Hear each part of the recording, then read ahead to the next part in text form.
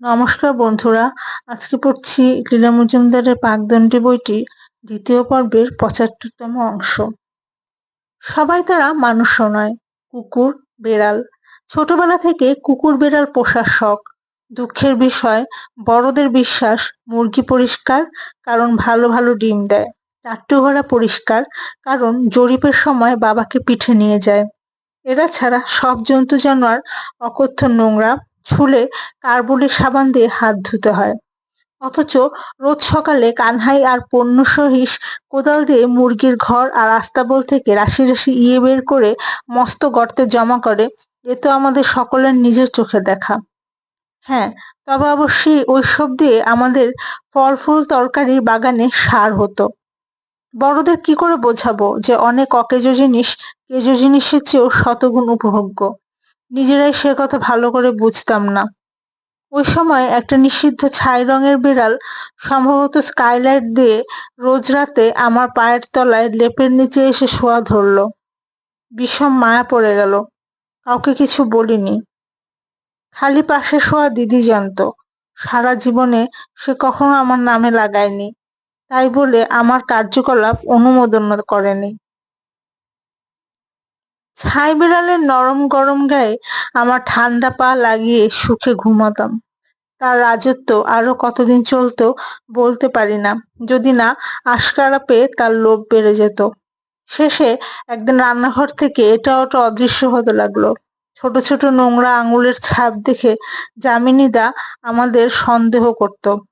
তারপর একদিন রান্নাঘরের শিকে থেকে থালা ভরা মাছ ভাজা নিয়ে গেলে কতক খেয়ে কতক ভেঙে কে যেন সব নাশ করলো। তখন আমার চোখ ফুটে গেল। সকলের সঙ্গেই ছাই বিড়ালকে খুঁজতে বেড়ালাম। পাওয়া গেল কয়লার গাদার পেছনে, কিন্তু এক ঝলক কালো বিদ্যুতের মতো সেও হাওয়া হয়ে গেল।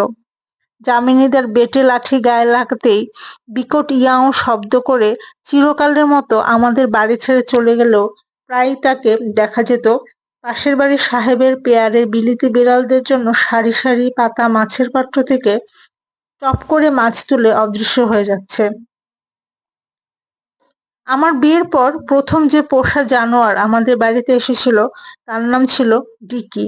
৬ মাস বয়স, সাদা কালো উঁচু জাতের ফক্স টেরিয়ার। বেড়ে লেজটা সারাক্ষণ নাড়ত। মুখ দেখে মনে হতো বেজায় হাসি পাচ্ছে।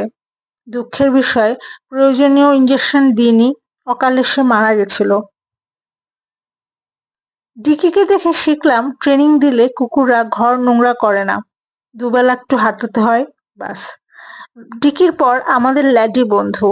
আমাদের বন্ধু হলেও এবং সারাদিন আমাদের ঘরে কাটালেও দোতলার বাসিন্দাদের কুকুর। একটু একটু বুলডগ, একটু একটু নেড়ি, মহা পাজি। বাড়ির লোকদের ছাড়া সবাইকে তাড়া করে, ধরতে পারলে কামড়ে দেয়। ওর জন্য যে কত পুলিশের লোকদের নানা রকম মিষ্টি কথা বলে শান্ত করতে হয়েছিল সে আর কি বলবো। কুকুরের মালিক অতি শান্ত বৃষ্টি, বিধবা মানুষ। তার ৪টি নাবালক ছেলে মেয়ে। অগত্যা আমাকেই ঠেকতে হতো। তারপর অন্য বাড়িতে গেলাম। সেখানে ব্রাউনি বলে এক অপরূপ সুন্দর কুকুর উপহার পেলাম। ৬ মাস বয়স, বিরাট চেহারা, মা কলি, বাপ রামপুর হাউন্ড। কুকুর তো নয়, ঠিক একটা মানুষ। আমরা যা খাই প্রায় তাই খাই। সকালে চা টোস্ট, দুপুরে ভাত দিয়ে হাড় সেদ্ধ নুন ছাড়া, রাতে একটু মাংসের ঝোল কি পুডিং দিয়ে ১ ডজন হাতরুটি। আমার ছেলেমেয়ের চিরসঙ্গী। কোনো উৎপাত নেই, খালি নোংরা কাপড় পরে কেউ এলে তাকে কামড়ায়, আর বাড়ি থেকে কেউ কিছু নিয়ে যাবার চেষ্টা করলে তাকে কামড়ায়। সে জিনিসটা আগন্তুক নিজে এনে থাকলেও কামড়ায়। কেউ কিছু ধরে টানলে কামড়ায়, নিচু হলে কামড়ায়। আমাদের কাউকে মজা করেও জোরে কেউ কিছু বললে বা গায়ে হাত দিলে কামড়ায়। আমাদের খুব কম বন্ধুই অক্ষত দেহে আমাদের সঙ্গে সম্বন্ধ রক্ষা করতে পেরেছিল। ১৪ বছর পরে যখন জলাতঙ্ক হয়ে হাসপাতালে ব্রাউনি মারা গেল, আমাদের বাড়ি নিরানন্দ হলো।